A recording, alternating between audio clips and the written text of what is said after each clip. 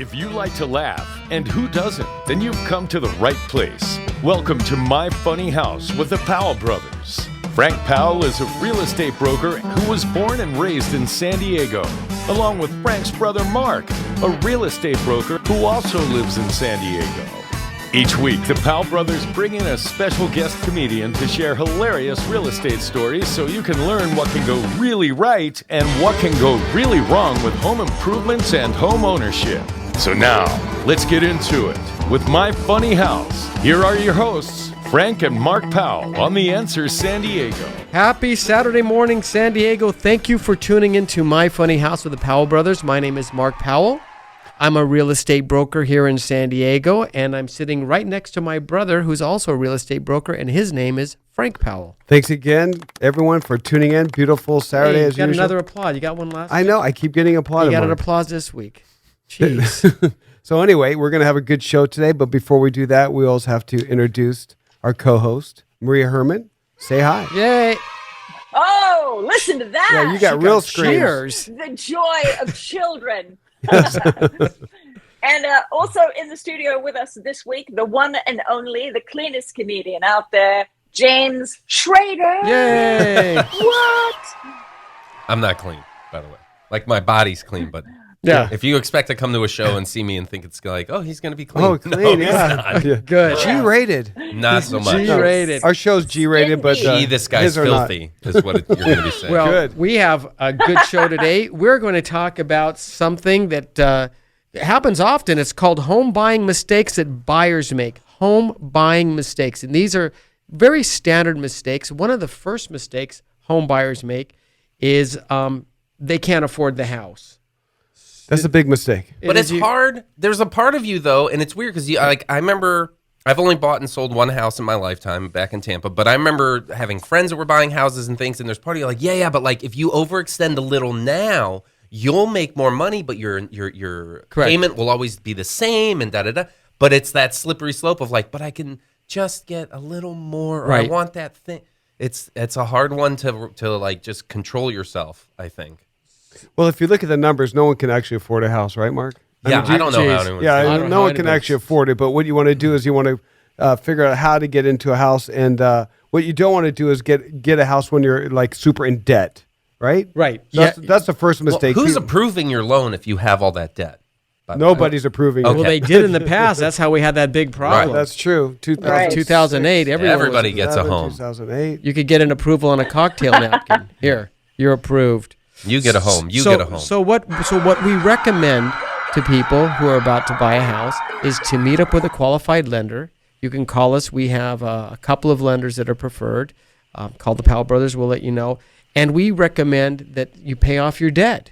I mean, it's very simple. You don't need a loan officer yet, Mark. So what you want to do is you want to just look at your debt to ratio income, which is you can look at yourself and go, how many credit cards do I have out there? What are my student loan payments? What's my credit card, my MasterCard, my Visa, my expensive? And just put it all on a paper. You get it every month in a bill and say, okay, if I have to pay these minimum or these things, can I actually afford another? Have a plan. You have a plan. Have a financial plan. And also, the debt you're carrying on those cards is so expensive. Just get out. 20%. Because at the same time, if you're saving in your savings account to like, I'm going to buy a house, but you're paying $600 a month on 3 different cards or something, Yeah. like just put anything in your save besides a little emergency fund. Like you need to have some cash Right. to be able to handle a couple months rent, whatever. Like get those cards out from under you. There's Yes. no freer moment in your life than when your credit card statements say nothing. Zero. Right. I do want to emphasize the fact that you have to keep that little reserve fund that you were mentioning, because the Nordstrom rack sale comes around, and you need it. There are Yes. other things that you need. These are emergencies. These just I remember when Mark's just saying. I remember when Mark's wife's wallet got stolen, but he never reported because the guy who stole it spent less on the credit cards. He was like, you know what, it's fine. Let's keep it. This Go ahead, is a keep it. Okay, the other thing that people need to do that many of them don't do is get pre-approved. And Frank will explain what a pre-approval Yeah, what does that take exactly? What is a Well, pre-approval? there's pre-approval and pre-qualification. So one of them is if you have a job or whatever, you pre-qualify. But what you want is that pre-approval letter, which means that you met with a lender and he talked to you, he's just going on what you're telling him. He hasn't verified it yet. But if you tell him like what you get, what your job is, what you get paid a month, what your credit cards are worth, he'll scribble it down and he'll do something very fast and see if you can get into a loan. And if you can get into a loan that meets your needs, he will give you a pre-approval letter. So that's something you do before you even put an offer on a house. So you don't need to actually be looking at a house or have one in mind. It's more just like, you know what can I afford? This is what I make. This is my income. These are my debts. And the guy will look at you and be like, hey, so you make $65,000 a year. You have no debt or you have very little debt. You should pay that off. But once you do, you should be able to get a loan for this much because we believe that you'll be able to pay this mortgage and the interest and the insurance. Right. And this is what you can go start looking for a house that's in this range. Exactly. Okay. And that's what people need to do. Sometimes they do, but they shop out of Here's the range. an example that people can relate to. Go ahead, Maria. I was just going to ask if anybody who's making 65 grand a year could even afford to live in San Diego. Well, they can rent somewhere with 3 roommates and bunk beds. Yeah. Yeah. It's going to be a family house. Yeah, but if you go to anywhere else in the country, pretty much besides the big cities, you can buy property and have acreage and a beautiful cottage on a mountainside somewhere.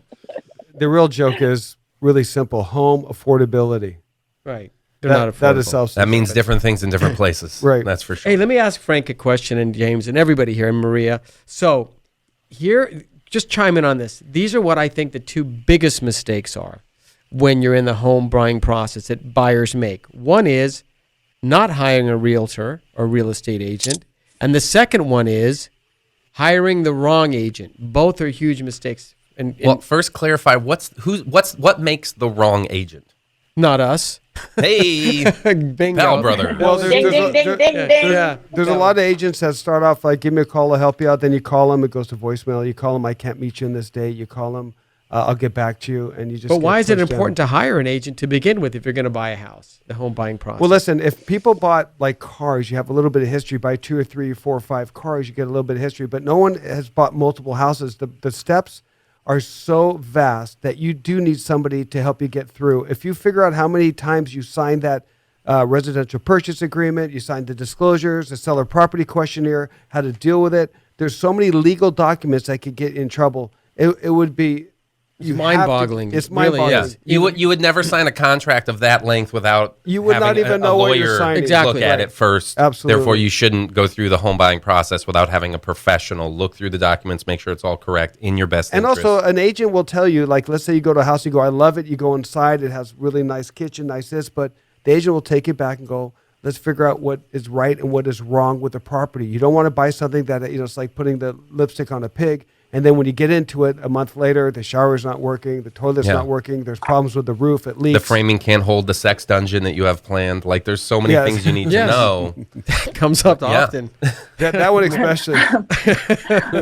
Wow. Okay. I was thinking about where I was going to put all my shoes. I hadn't even considered the dungeon. You have to just remove the whips and chains and put them there. So the one thing you need to also know is that if you do hire an agent, there's something called a buyer-broker agreement. Frank's going to go into a little bit of detail, but there's a reason why you may want to fill one of these out. Well, if you're just getting into real estate, you're going to get excited about taking people every weekend to look at houses, and you may take somebody 10 houses in 1 week, and then the next weekend you find out that they found a house and they called you all excited, but their brother-in-law, who's a realtor, is going to take it from here. So thank you very much for showing us the properties, but we didn't have a contract, so there's no obligation, and bye-bye. Right. So you got to protect yourself as well as an agent. Make sure that if you're going to work and invest time in property, you're not charging them. You could, but you're not charging them per an hour or per consulting fees. If you're just taking them out to try and find a house, you want to make sure that they're in it to win it just like you are. And if they don't sign that buyer brokers, you may end up losing them. So just know who you're dealing with. You don't always have to have a buyer-broker agreement, but it's a good thing because if you're selling a house, you have a listing agreement, so you have a fiduciary obligation to the seller. Under a real estate law, everything has to be in writing. So if you're representing the buyer, you can have that same kind of agreement contract with your buyer. And what that does is it says if you see another house with another agent, you buy it, you owe me the commission. Right. So they don't want to just jump ship because basically everyone knows an agent and they want you to do the grunt work a lot. Not everyone, but it's happened. It's happened. It'll happen to you. Which I heard something. A buddy of mine told me, who's in the game a little.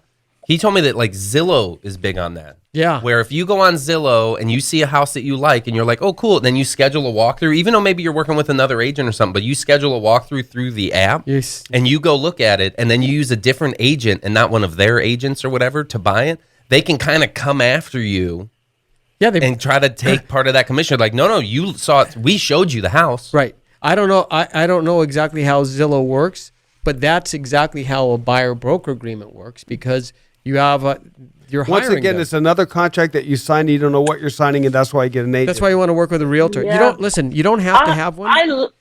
I love the idea of having an agent. I don't want to deal with all that paperwork because I want to be back at Nordstrom's, honestly.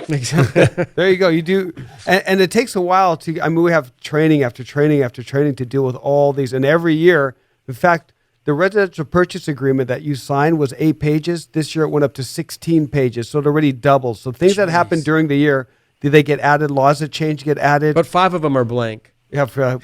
And But it says this page was intentionally left blank. Yes, yeah. They made the font bigger. They actually you can color them in. Color in what you think your But does that ideal house protect is. you? Does that also protect you? I mean, I would think as a home buyer, having an agent where like, hey, if my agent screws something up, I'm protected. Correct? Right. Yes, you can. Your agent has responsibility. Oh yeah. You know, a big responsibility. It's a legal obligation that you can find yourself. And you can in come back arbitration. years later to that agent and say, "Hey, you didn't do something right." You know. So, but here's Wait. Like what? Okay, I'll give What you an did you guys example. do Tell them wrong? about that little. Well, there lot. was a house for sale that had a picture of the lot, and the part of the lot was the huge backyard that you get. But what the agent didn't know is part of what she was showing actually belonged to the neighbor above. Oh. So when they got it and they put a shed in that section of the backyard, the neighbor goes, "Hey, you're on our property. You got to remove your shed." And they go, "No, it's not. Here's a flyer. It has the picture of it right here." Here's And the that's flyer. Yeah, here's the flyer that the agent used to show what it came with. So that one flyer was a document that got the agent in trouble, going, "Hey, you sent it out there, showing that they get all this land, and they didn't." Yeah, the buyer's agent thought that they were going to get this land. It was hundreds of thousands of dollars. big deal. Through insurance. So Which also that falls on the agent for one, for misleading them. But also, like, if you're buying a home, if you're going to put up, like here in San Diego, you have to put up hundreds of thousands of dollars as your down payment. Right. You should probably look when they come, like you should know what your plot looks like. Exactly. You should do some of your own work because you're an adult. And you're this is your money. There's some plots that are not as easy as you Right. think. There's some plots that are square. And then what happens if you buy like a quarter acre on the edge of a canyon? You don't really know. So what Right. you want to do is get a surveyor. There it is. Yeah, there you go. You get the surveyor to come over, and they charge about $600 to do your property line, so you know what you're getting. But that's something the agent should be responsible too. Like, hey, we got this canyon. I'm not sure where the boundaries are. This is what the plot plan shows, but you may want to make sure that you have the exact, and that's when you get a surveyor involved. How about this thing? Here's a big mistake buyers make: not having an inspection. This is huge, and I don't know why they don't. A lot of times people go, I don't care what it is. I'll take the house. I don't want to have appraisal inspection. I don't care. I sold cash. I just want the house. And then they make the biggest blunder of their lives. That's like seeing a car through a window. Just being like, I don't know what's going on over there, but I want exactly. it. No, or a picture of a car. You know, it ends up being pulled out of a swamp in Louisiana. Yeah. So you definitely want a home inspection. They cost between $350 and $550, $100. The best investment you'll make. You want to hear another big mistake? And Yes. we've had people do this. In the middle of the transaction, They buy a car.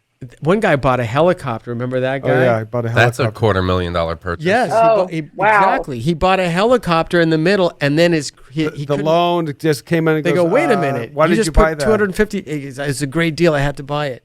Yeah, so what they do is they go in, they know they're going to get in debt, so they get the thing in escrow, and then they go out and buy the new car. Oh. And they don't know what that does to the loan. The loan starts over, and all of a sudden you don't qualify. Your debt to ratio income. So whatever you make and your debt goes out, the amount you have left over is what's going to qualify you for how much loan you can get. So you got to do some calculations. Again, that's why you hire an agent. Here's another real big mistake people make. not looking at insurance, especially in San Diego. Oh, my Or God. taxes. Oh, Either of that's those. another You need one. to know what That's you're getting another into because you're Oh, like, yeah. oh, a mortgage, I can swing that. It's Yeah. only $4,500 plus your taxes. That's another Right. We'll get $1,000 insurance. plus insurance. That's $400 to $800. PMI. Yeah, PMI if you don't have the down payment. Explain Yeah. what PMI is. Well, PMI is that the lenders want to insure their property. So if you don't put, if you put less than 20% to your loan, the lenders are going to say, hey, we want mortgage insurance. Right. So what they do is they charge you, which is a lot of money, every month to make sure until you get that 20% paid, that mortgage insurance stays in case you default in your house, because they figure if you can't put 20% down, you're more of a high risk of not paying your mortgage. So But that's why what is it? PMI Why is home insurance really difficult in San Well, Diego? here's what it is. After we had the big couple fires, San Diego's been declared a fire zone. It used to just be a couple areas, but all of San Diego's it's a a fire desert. zone. We are a Yeah, desert. we are a desert. So now, like So for example, my house that's on a canyon, I get a phone call from my insurance company that goes, "Hey, by the way, starting in January, we're not covering your fire insurance anymore." Well, guess So now what? it's a separate policy? The lender says you have to have fire insurance in order to get the loan. So then they make you buy this California fire insurance, which is like thousands of dollars a year. So I had to find an insurance company that would still you look at my house, it's not a fire zone. There's a little canyon in there that has pickleweed. Well, and no, it's a fire zone. I don't know. Yeah. Well, you live there, on a buddy. You're pretty canyon. hot. Yeah. You get it Because started. he uses Dr. Squatch's soap. That's why. It's clean. He's hot. Exactly. So anyway, I had to find another insurance company to get my fire insurance. But there's other areas out there that just will not give you fire insurance. And also, just on top of that, because we're talking about things like you're just racking your brain around, like, all right, I got to save 20% so I can pay this mortgage, so I can buy the house of my dreams. But again, like, how much is the insurance going Right. to be? How much is the taxes going to be? Are there homeowners association fees? Because that's Correct. another one Correct. that creeps up. How Like, about- I saw one. I was looking for a condo for my mom because she's like, I want to be closer to the grandkids. I'm like, yeah, come on out. And I'm like, oh, it's California. You can't afford it. This one bedroom, one bath condo is $800,000. Yeah. So no. And the But HOA is like $600 a year. it was no. It was like $450 a month $450 for a month. HOA Wow. fees. And Yeah. I'm like, that's Also, we have a thing called Mello-Roos. Mark, what's Mello-Roos? That's another tax they put in a certain neighborhood. I've had that. It's Oh, that's- delicious. that's- It's that so sounds that's like- Italian food, right? I was going to say that sounds like something in Romania. So Mello-Roos is named after two, a state senator and assembly person, one named Mello, one named Roos, who decided to tax neighborhoods to put in infrastructure. So if New neighborhoods. a developer is going to put in streets and fire stations and schools, the neighbors in the area pay an additional tax to help pay for all of these Subsidize that infrastructures. expense. But So wait, not the new neighborhood, but the neighbors, the existing neighbors around it now have to pay for that. No, just a development. No, Just- so just a a new new- development, Right. new street. Okay. Right. and it's separate from property tax. Yeah, so you got property tax, and all of a sudden, like, what's Mello-Roos? I'm getting this But weird the Mello-Roos tax will end in about typically they're like 30 or 40-year bonds, and they end after that. Well, that's as long as you're going to pay for your house. So yeah, really, I know. So just know there's even there's things. there's a whole there's bunch a of whole things. list of These are expenses. called How about closing costs, Mark? Hold on, which is why an agent right. working for you is Right. probably a good idea because they're going to list all of this out. What make about sure the you know closing everything. costs? Well, closing costs There you went go. over a lot of them, and so a decent agent. Yeah, you got to is pay gonna- for an appraisal. You got to pay for inspection. You got to pay for additional inspections. Let's say you have a general inspection. He goes on your roof and he go, this roof is kind of spongy. We need a roofing contractor. supplementary Property tax, right? Yep, supplementary property tax. That means you have to pay the difference between what the previous property tax was to the new property taxes. You know, you might have bought a house that somebody purchased for $150,000. And there's going to be taxes and bonds because of this COVID thing. We are looking at bonds, which means when you're voting and they go, we have a bond initiative to help the schools. Just remember this: instead of bond, put your name there, because that's who's paying for it. yeah. So when they say like you are going to pay, it's not the bond. It means tax. Yeah. So right now the city is looking at a trash tax. Mark, do you know that they're going to do another? saw that. They're trying to- yeah. Just So then don't stop talking trash. Yeah, you know? You there's won't going to be a taxed. lot of trash No? talking. Yeah. Yeah, they wanted you to. All I can say is that you guys keep talking about so many things. There's so much to think about, and I just think, wow, this is the American dream. Yeah, the American dream Just- is a nightmare. But the It good sounds news like the is, American nightmare. It sounds very, very tough. it's tough to live in California. What used to be affordable. I mean, in my day, you buy a condo 40 grand back in the day in the 80s. And you wish you bought 10 of them. Yeah. Right, exactly. Yeah. And then, Which is what everyone says, which also, Right. I think that's the thing is like, if you buy now, if you can, 30 years from Buy. now, you're going to be like, I wish I bought two $8 million houses. right, exactly. When I couldn't afford them then either. Exactly. It says true. You can Yeah. afford them then, can't afford them now. Yeah. So anyway, the bottom line, there's a lot of buying mistakes. We don't want you guys who are looking at houses to start off on the wrong foot.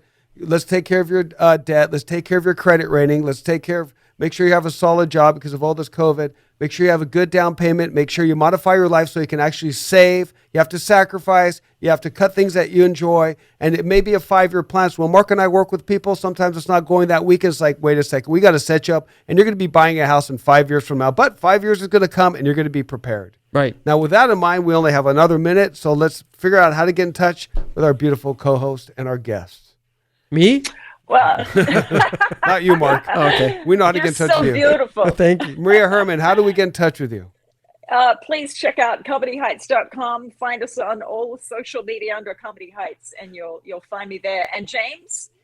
You can find me at jamesschrader.com or pretty much any comedy club in the San Diego area. And again, go see a show. And just remember, everybody, goals are dreams with a plan. So if your dream is to live in a home with your family and have a beautiful backyard, Have a plan. make it a goal, Yeah. make a plan. That's a good one. I didn't write that. That's not me. Manolo If you- Blahnik. If you Oh, my fail God. to plan to fail. So with that in mind, Mark, how do we get in touch with You Powell can Brothers? call us up at 858-922-7725, or you can find us online at www. I don't believe I just said that. Yeah, just look at that's- powellbrothersrealty.com. Wow. HTTPS Yes. //www. Semicolon. Powell Brothers Realty. And get us on YouTube at My Funny House with the Powell Brothers. Just go on YouTube. You can watch us live. We got James Schrader in the house. We got Maria out there. Nice. Maria, really quick, how about that place, the new comedy store? It's over there at the Liberty Station. How's that going? It's going. It's going. Thursday Good. nights. Thursday nights, Liberty going. Station, Comedy Heights. Thanks for listening, tuning guys. in, and we'll see talk you to next later. week. Bye-bye. Have a great Saturday. Thanks so much for joining us today for My Funny House with the Powell Brothers, right here on The Answer San Diego. Join us next week as the Powell Brothers bring you more funny stories of what can go really right and what can go really wrong with home improvements and home ownership, and bring the laughs to you with yet another hilarious guest comedian. To find out more about the Powell Brothers, be sure to check out their website at powellbrothersrealty.com, or you can visit myfunnyhouse.com. Again, thanks for being with us, and we'll see you next week for My Funny House on The Answer San Diego.